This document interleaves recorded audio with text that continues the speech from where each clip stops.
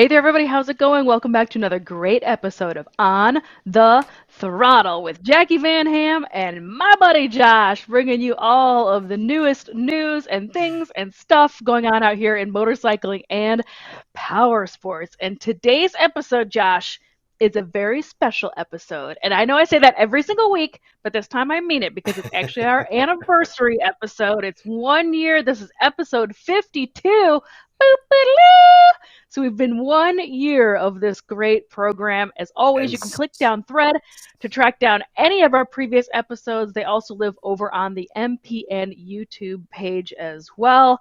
So you happy survived this, anniversary to Jacqui. you, Josh. That's impressive. You've survived. Well done. Well, kudos. Kudos to you, my friend. Kudos to you. Here's to 52 more. So, today, because it is our anniversary show, we figured we'd also kick off something special, which is a new interview series that we're going to be hosting here on MPN. And it's called Power Players. And it's a series of interviews with folks that are in the Nice. industry. So, I had the chance to chat with Miss Chera Gibb, who is the VP of Marketing from Arrowhead Engineered Products, better known to you and I, Josh, as Western Powersports and All Balls Racing Groups. We're going to have a little bit of her interview in today's show. We're also going to be Nice. talking about one of my most favorite things happening in motorcycling, which is going on this weekend, and how you can become from a hero to a zero. Wait a minute, did I say that right? And then what do you got going on in your neck of the woods, Josh? I've been accused of the hero to zero quite a few times, but if you have a pile of dirt that you would like moved and $31,495, there is a very quick way to do that with an excavator disguised as a motorcycle. So I'll get into that. Well, I cannot wait to hear your story because I literally have no idea what you're talking about, Josh. But Perfect. you're going to have to wait because we're going to have a word first from our sponsor. There are still billions of dollars available for businesses through the Employee Retention Credit federal tax credit program. Stenson Tamaddon has helped companies with less than 500 employees retrieve over $3.4 billion in tax credits through employee retention credits. Call Stenson Tamaddon today at 866 934 8461 today to start your application. That's 866 934 8461 to apply. Call now. So, Josh, just to kick off today's show, I wanted to go ahead and just real quickly show a couple of my favorite little highlights from the past 52 weeks of programs. So I Wow. grabbed a couple of the thumbnails, the screens, and some screenshots from some of the episodes from the past year. Ashley, could you go ahead and throw some of those shots up so Josh and I can check them out? I made sure to put together this. Josh, do you remember? Look at us We look so cheesing. happy. It's our very first episode, Josh, from the Wayback Machine. This is episode number 1.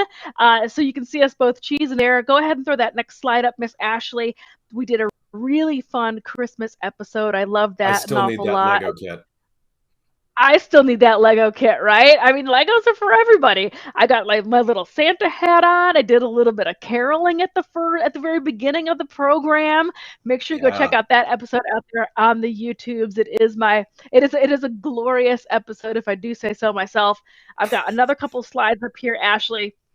I loved this. This was a really fun one. I love the graphic that we pulled for this, which is obviously a sport bike going through the dunes. This was when a MotoGP rider made the transition on over to Dakar. And then what else do we have in here, Ashley? I think I threw one more in here that I thought was really funny. There we go. Strike a pose. Yeah, because And both, we're both good at that. yeah. We're models in our other careers.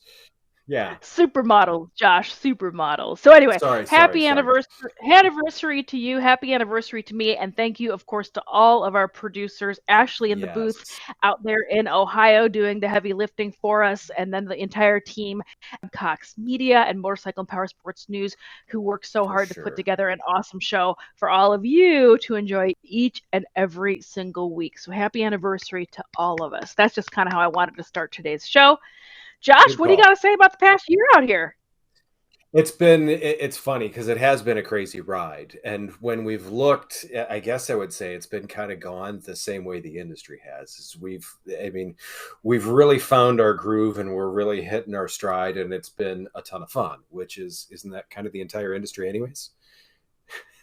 We are in the business of fun out here, Josh. At the end of the day, we are all out here talking about the business of fun. Yes. Speaking of business of fun, like I said, I did have a chance to talk to Chera Gibb, who is our very first interview of this very special series called Power Players. So make sure you go ahead, stick around, check it out. We've got a clip of that interview we're going to play right now, and then we're going to get jumping into today's hot topics. Let's go hear what Chera has to say.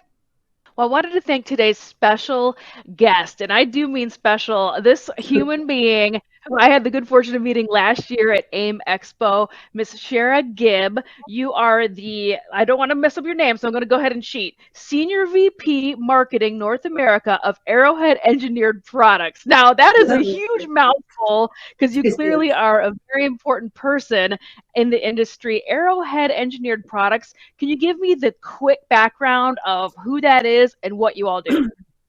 Yeah, we are focused on aftermarket parts that are focused on outdoor power equipment, agriculture, heavy duty trucks, power sports. Basically, when you're either working or having fun, we have the parts to keep you running. I love that. That's awesome. But Mhm. for all intents and purposes for today, we're going to chat about two companies that are underneath that umbrella that have a little bit more Yeah, name recognition. Is that fair? A little bit more yeah, name absolutely. recognition, which is Western Power Sports, and then also All Balls Racing Group. Those have Yes. a little bit more name recognition out here. So those are just two Hmm. of the brands that you work with.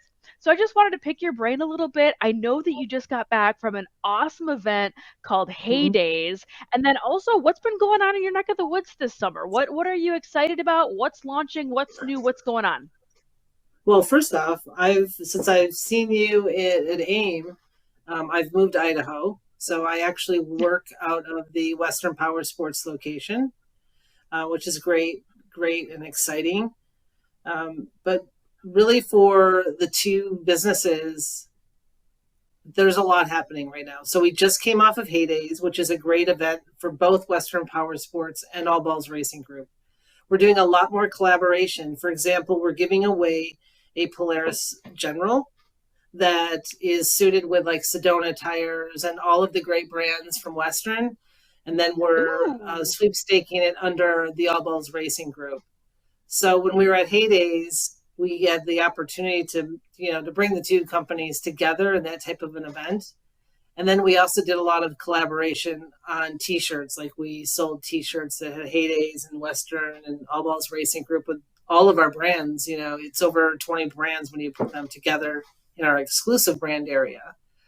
So it's been a great joining of forces because we're taking Awesome. a great brand, all the brands that fall under All Balls Racing Group, like Vertex and All Balls Racing, Pivot Works, Hot Cams, and the Western Power Sports team has just been killing it in the market with those. We're also looking at ways that we can leverage some of the other companies that we bought. Like it won't be known to this audience, but we bought a golf car parts accessories company and they make windshields. So we're looking at how can we bring windshields over into Open Trail, which is one of the Western Power Sports brands. So it affords us a lot of opportunity from a new product development standpoint to take those manufacturing opportunities and also, combining our great sales knowledge on both sides with those brands. I don't know if you're aware of it, but we're also in the final stages of completing an acquisition of Beer, which is one of the largest European distributors of power sports. So once we add that portfolio to our whole power sports breadth of line, we're really excited to bring them into the family of power sports. So tons happening on this side for sure. I did catch that. I caught that press release, by the way. Beer, I believe, is Mhm. a French company. And so does that open some doors and distribution channels for you in Europe? Oh, for sure. We're Okay. already really excited with our Fly brand, which is world renowned. On how can we use those doors that are now opening to bring some of our other brands over? How can we engage with the athletes that Beer has and Vertex, who we own over in Italy? So for us, it helps to make some of our core brands like Fly Racing. We just feel it's going to elevate it to a whole new place. Yeah, I'm sure that it does. I think that's so cool. One of the things that I love chatting with you about is that we had time to talk about what kind of the mission statement or what the culture is at Arrowhead. And the thing that kept coming up to me was when you acquire these companies, you're acquiring them because they are great companies that already have a culture that fits into Mm-hmm. yours, and just Mm-hmm. letting them do what they do best and letting them Yeah. shine. And I Yeah. think that that really speaks to this kind of like rising tides raises all boats by Right. utilizing, the research and development over here that could Mm-hmm. apply to this company Mm-hmm. over here. And Absolutely. then now, because they're underneath one umbrella, like now they can share that R&D across the platforms and Yeah. create exciting new products for everybody in all sorts of different markets. Yeah. I know there was a concern when Arrowhead bought Western Power Sports, was like, oh no, we've seen this movie play out before and it's not good. But Western Power Sports is a great company. It's doing well. They do many things outstanding. There's no reason for us to try to wreck that. Like I live in Boise now. I'm immersed in the culture there, which really isn't different than Arrowhead. One of our identities is real people who get shit done. And Western, yeah, you've got Western who's like work hard, play hard. So the two just mesh. Yeah, so that interview with Chera Gibb you can watch in its full length as part of a new interview series here on MPN Motorcycle and Power Sports News over on the YouTube or here on the Facebook. This new series that we're calling Power Players. So make sure you stick around, hit that notifications on button, and go check out all of those full length interviews that we're going to be doing. Nice. Really great. Yeah, really great to Yeah, chat with good her. You can information. tell she's clearly super passionate about what she does. She's also just really Yes. funny and really great to talk with. I I was about to love say, chatting ton of with her in spunk. Mexico.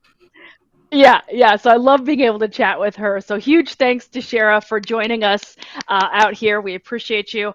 Now, for my first story for today, for what's going on out here this week in motorcycling and power sports, how to go from a hero to a zero. And for I'm once, good at I'm that. not I'm talking very about good. Josh. I was about to say, no, I'm good at this part. I'm good at this part. Well, this caught my eye because this is a really interesting situation that's kind of come together, but I guess I shouldn't be too surprised by it.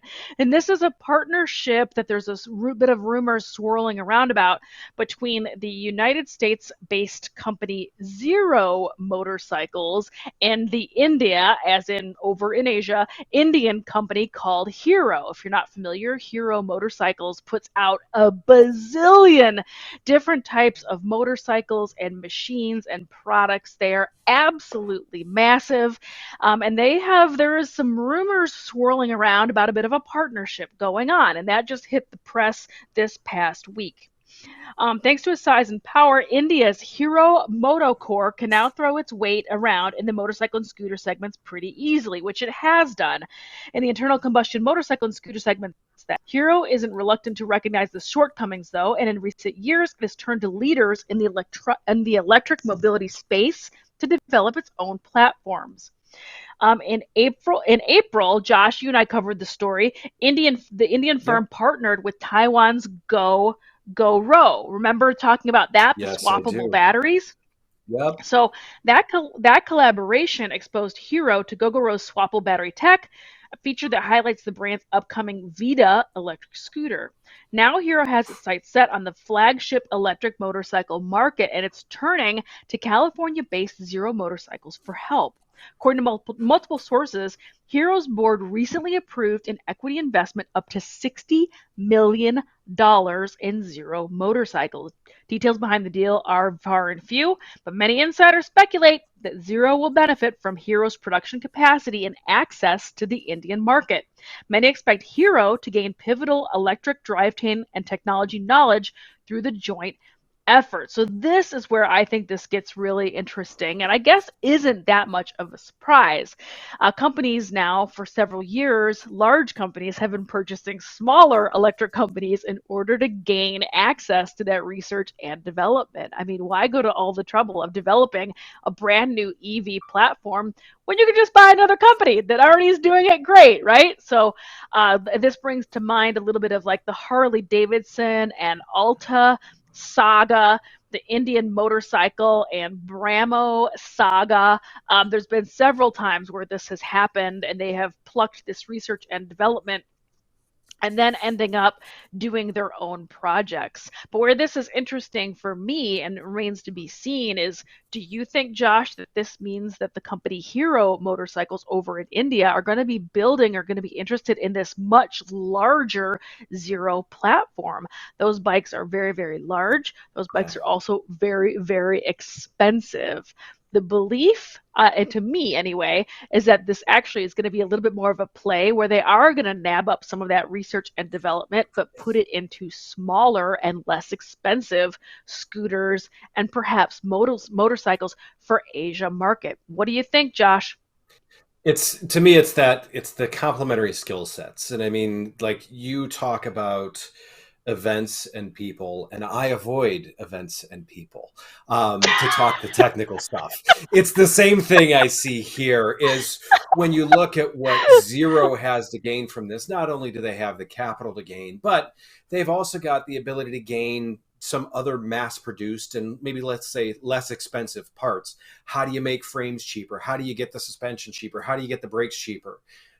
From that business side, I think it's great for Zero. For Hero, it's, I mean, once again, it's that battery tech, it's the motor tech. Why try and figure out all this stuff yourself when someone else already knows? You throw them some cash and some ways to do other things, and hey, I hope it doesn't happen to be the Alta thing again. I will cry. But in the same sense, I think there's a lot of good things. Zero's proven that they do stuff right and have some smart people at the top. So I'm excited to see this one. I really am. Yeah, I think it's really interesting. And that $60 million influx of cash, I'm sure the folks over at Zero Motorcycles are probably pretty pumped about it. But yeah, Zero, I think, is too big to fall into that Alta category. So we're all going to have to wait and see what happens. But $60 million goes an awful lot way towards developing out that dealership network here in the United States, potentially in Europe. And then also this opens up a lot of doors over in Asia, with Hero having its own very, very large and established dealership network over there. So we'll all have to wait and see. You know, the minute we find out more news, I'm going to be bringing it to you here on the program. So stick around. Now, Josh, what do you have going on for you today? I have something highly entertaining, and especially if you like Italian things. Ducati released the Multistrada V4 Rally. This is it is an interesting, as I said, it is a great way to move Earth. This thing right here in the photo is an 1158cc V4. The title of the video series that they used to release this was Unlock Earth. I think this is just going to move the Earth, maybe tip it off of its axis, because that V4 has 170 horsepower. Of which I don't know how that's going to work in the dirt, but yeah, I kind of said the same thing. That's only like, I mean, I can use 17 of that, I think. They've upped the fuel capacity from 5.8 to 7.9 gallons. If you really want to get away from people like I do, that will let you do it. I mean, I think it's going to have a pretty heavy straw out of the tank, though, with 170 horsepower. It rings in right at 500 pounds. It has a 19-inch front and 17-inch rear. So once again, it's not off-road, but Ducati's making a pretty good run at this, being a much more off-road geared Multistrada. There are 3 different radar modes for your cruise control, which to me, the electronics and stuff like this is why it has the $31,495 price tag. There's also ABS, there's cornering ABS, there's traction control, and there's wheelie control because, as I mentioned, 170 horsepower. There are sport, touring, and urban modes, all with tweakable items in there, so that way you can go in and adjust each one of those individually for your riding preferences. What I found interesting is there is an enduro mode that tunes the engine back to, what was it? It was 115 horsepower because, you know, you don't want to overdo it in the dirt. To me, I mean, once again, half the video has them shooting this silt dirt 200 feet in the air behind the bike. It sends out as much of a rooster tail as the Miss Budweiser hydroplane boat.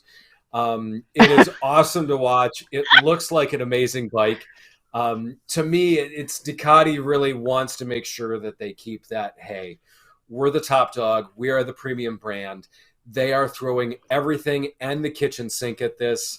And I am excited to see what some of the reviews are that come out with this. Obviously, it's very different aim than the Desert X, but it's angled a little more that way. They also have a ride mode to it too that will allow it to drop 20 millimeters, or if you're trying to put it up on the side stand, it will raise itself up 20 millimeters to help you with that. You know, just it's 500 pounds. They did not have a pick itself up off of its side mode yet. I'm assuming that will be in probably a model 2 or 3 years down the road, because once again, 500 pounds and you're going to chuck this around. So that being said, I mean, your thoughts of some of the technology in this, Jacqui? And I mean, I know we both look at some of this stuff. To me, it's a V4 computer. Oh gosh, yeah, right. It's a computer with a motorcycling hobby. The Multistrada for me has always been really interesting, and it feels really a little schizophrenic to me, this motorcycle. Yes. Multistrada to me previously has been more of a sport tour kind of vibe in its Correct. styling, in my mind. And then now all of a sudden it's like, oh no, it's a GS bike. I can't quite figure out exactly what this bike wants to be, but this year it wants to be a GS. So it wants to be fast. Yeah, maybe that's the trick to Multistrada. You know, Multistrada meaning multi-roads, multi-streets. So maybe they mean literally every handful of years they're going to change what street it wants to be on. Some streets it wants to be a sport bike. Some years it wants to be a dirt bike. It's a beautiful machine either way. I don't blame them for the very obvious shot across the bow aimed at BMW GS. It just screams and smacks of it a lot, but with a little bit of steeper price tag. But again, I just think that this bike to me is just kind of a head scratcher. Does it want to be a sport bike? Is it sport tour? Is it a dirt bike? Who knows? But it also has 170 horsepower on tap. So I think that that's incredibly, incredibly fascinating. But it is a beautiful ride. Again, I know that this is a bit of a cult bike. People who love it, love it. People who don't. And you know, there's something for everybody. You know, that's how motorcycling works. That's why there's all these it's the beauty brands. Of the industry. It is the beauty of the industry. There's as my dad would say, there's a butt for every seat. So that's what's going on with you in motorcycling. My last thing that I want to talk about on today's program, just real quick, this coming weekend, I have the very good fortune, even though I know, Josh, you hate people and hate going outside, I am going to be at one of the best motorcycling events in the country this weekend. I'm going to be at Barber Vintage Motorcycle Festival down in beautiful Alabama. The weather looks absolutely spectacular for a 4-day festival down there. If you have never been, this should be on your bucket list. This is a great event. The museum is 5 stories of car and motorcycle goodness. It is absolutely magical.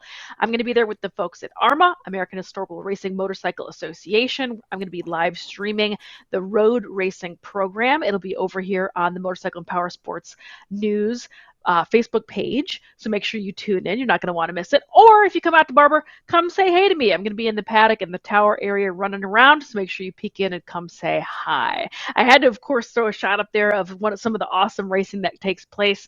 They have sidecars, it's vintage bikes, it's hand shift, it's foot shift, but they even have a handful of more modern classes as well. So it's something for everybody going on this weekend Yep. at Barber Vintage Motorcycle Festival. Josh, what do you think about that? Well, I mean, all the pictures that I've seen of Barber are amazing. Yes. Because once again, I'm out riding in the woods someplace, and I'll come visit people via Instagram or some other platform where I can look at the pictures. And yes, to me, and I know the Barber Museum, that it's, once again, it is a top 10 bucket list, go see it type of thing. So yeah, no, I'm a bit jealous. I'll go there when there's not as many people there. You're right. It does pull in about 80,000 people every Yeah. year. There's a huge swap meet. There's vendors, there's camping, there's racing, there's dirt racing. There's everything under the sun going on. And that is where I will be this weekend. So thanks for tuning in. Another awesome episode. Happy anniversary, Josh. Happy anniversary to You you also. and me and all the folks out here at Motorcycle and Power Sports News tuning in for On the Throttle. Have a great week, everybody. And we'll see you next week.